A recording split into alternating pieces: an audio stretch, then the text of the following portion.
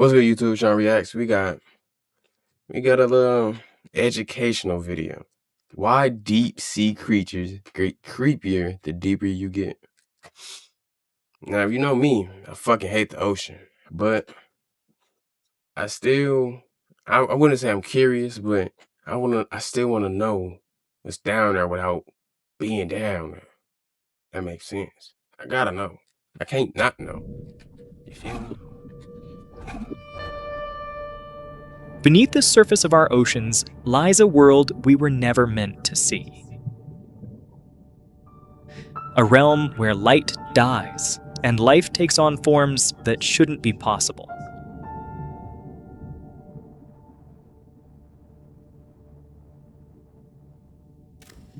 I think it was a bad As we idea. descend deeper, crossing the sunlight zone, then the twilight zone, then the midnight zone, the creatures we encounter turn progressively stranger.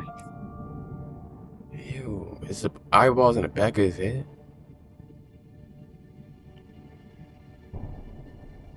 We've sent rovers to Mars, we've mapped distant galaxies, but the deep sea? We've explored less than 5% of it. We know more about the surface of the moon than we do about what's happening 6,000 feet below our own oceans. We want to know, but we don't really want to know.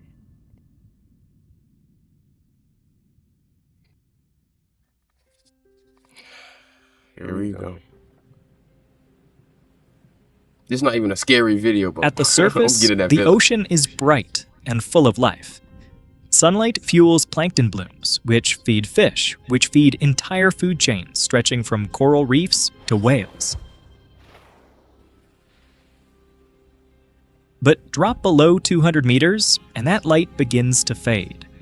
We are now entering the twilight zone, a vast belt of ocean stretching down to 1 kilometer deep. Here, the sun's rays are too weak for photosynthesis. The forests of plankton vanish. There are no plants, no green energy. Only the slow snowfall of particles drifting from above. Tiny fragments of plankton, waste, and the remains of the dead. Scientists call it only 1,000 marine meters down. snow. What you mean? To us, it looks insignificant. To the creatures here, it is life itself. And where there is food, there is life. But not life as we know it. The animals of the Twilight Zone have evolved into some of the strangest forms on Earth. Many are transparent, their bodies like glass. The glass squid drifts with organs barely visible, a ghost against the blue. The glass octopus is almost invisible, its eyes the only solid feature. Why so many species take on transparency here is still a mystery. It may be camouflage, a way to vanish in the faintest light. Or perhaps a way to conserve energy in a world where every pigment costs more than it gives back. Others choose the opposite strategy, not invisibility, but light. In the gloom, some creatures create their own glow through a chemical reaction known as bioluminescence. To us, it's dazzling. Flashing dots, glowing patterns, entire bodies flickering like lanterns. But here, light is survival. Some use it to lure prey, some to find a mate, and some to disappear. This trick is called counter-illumination. From below, predators can spot a dark silhouette against the faint shimmer above. To hide, animals like the firefly squid cover their bellies with light-producing organs. They adjust the brightness to perfectly match the glow from the surface, erasing their outline and vanishing into the background. It is camouflage by imitation, making light to disappear into light. This also makes me wonder or worry, other species play stranger games. The bloody-bellied comb jelly shines in deep red. Down here, red light never penetrates, making the jelly appear completely black. Inside its stomach, bioluminescent prey is concealed, hidden from predators that might otherwise detect its glow.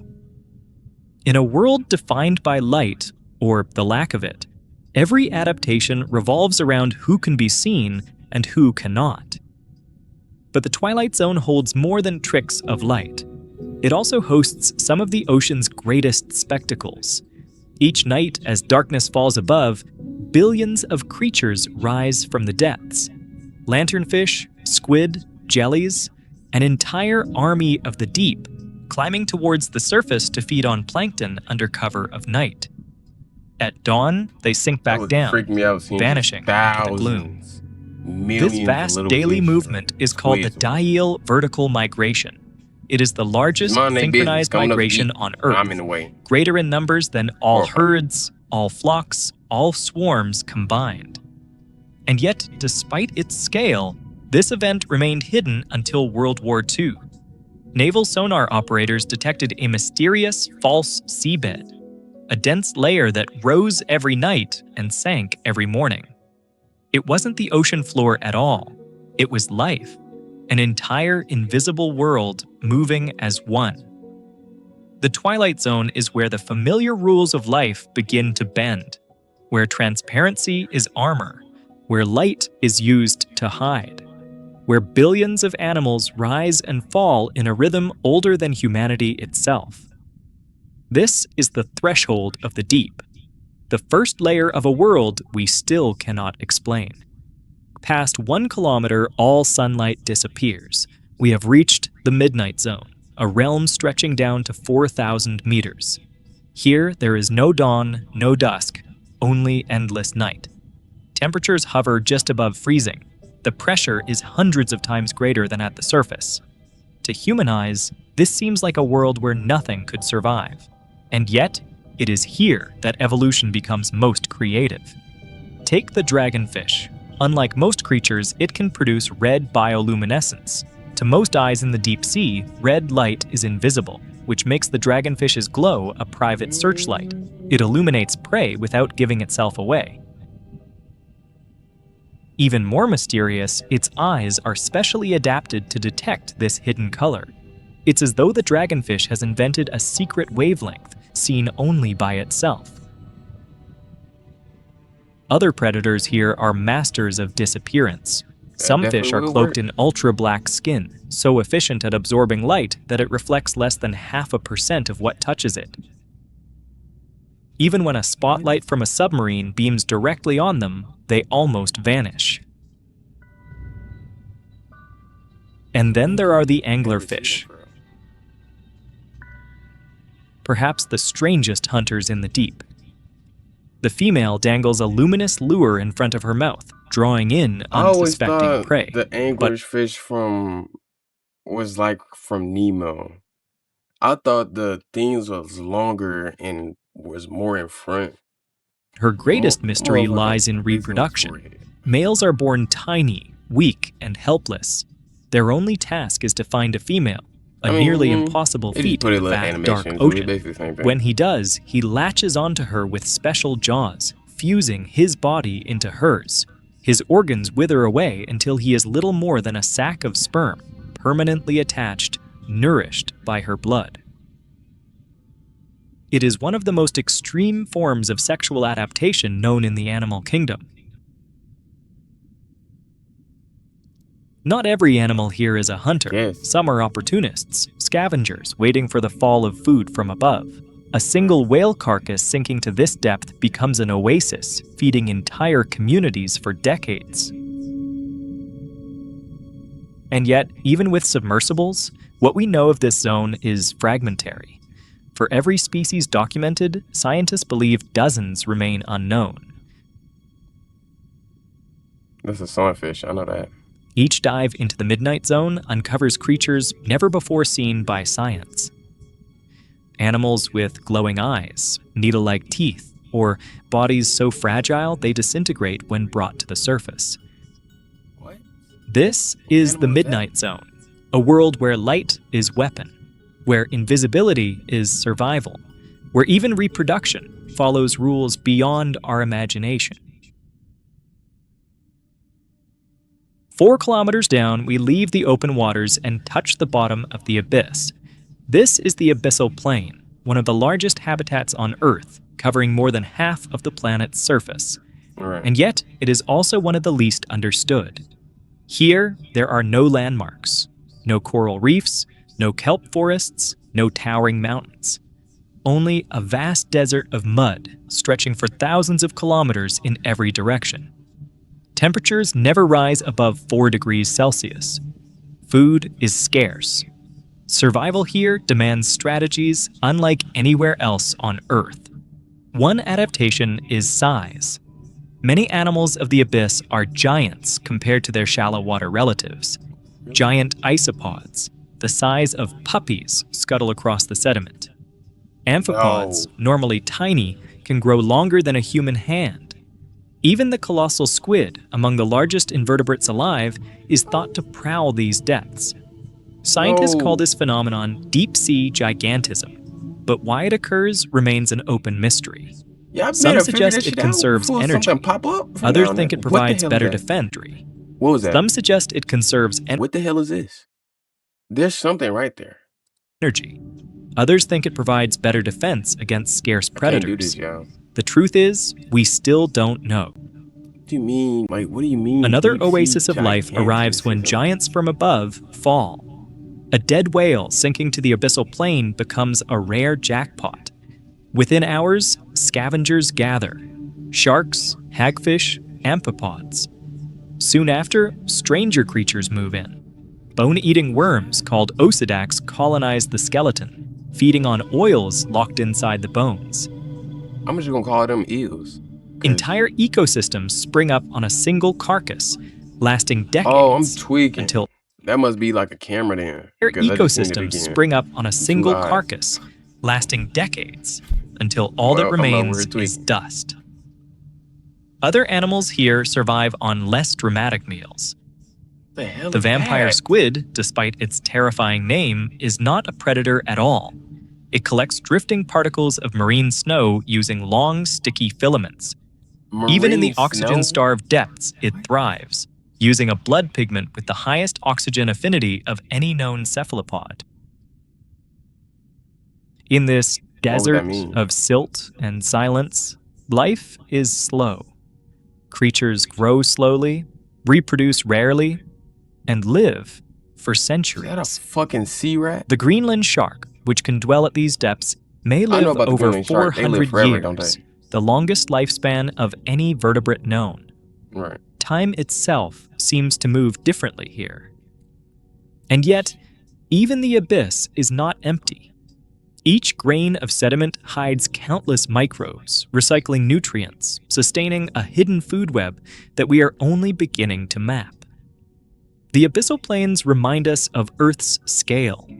They cover more territory than all forests, grasslands, and deserts combined, yet remain largely unseen, unexplored, and unexplained. Beyond the abyssal plain lies an even deeper frontier, the trenches. Carved by tectonic forces, these are the scars of the Earth, places where one plate of the planet's crust slides beneath another, pulling the ocean floor down into unfathomable depths. Here begins the Hadal Zone, named after Hades, the underworld. It stretches from 6,000 meters all the way down to the deepest known point on Earth, nearly 11,000 meters below the surface. To put that in perspective, if Mount Everest were dropped into the Mariana Trench, its peak would still be more than a mile underwater. Conditions here are almost beyond comprehension. Temperatures remain near freezing. Pressures can exceed 1,000 times what we experience at the surface. To a human body, it would be instantly fatal. And yet, life not only survives here, it thrives. Among the most astonishing creatures are the snailfish that inhabit the very bottom of trenches. Fragile, gelatinous, with thin, translucent skin, they look too delicate to exist in such a hostile world. Yet they are the deepest living vertebrates ever discovered, thriving where no other fish can. Their bodies lack rigid bones, and their cell structures are reinforced with unique molecules that keep proteins functioning under crushing pressure. Other inhabitants are smaller but no less extraordinary. Amphipods, shrimp-like crustaceans, swarm across the trench floor in huge numbers. Recent studies found plastic fibers inside their bodies, proof that even these most remote habitats are touched by human waste. It is a sobering reminder that the deep is not as isolated as we once believed.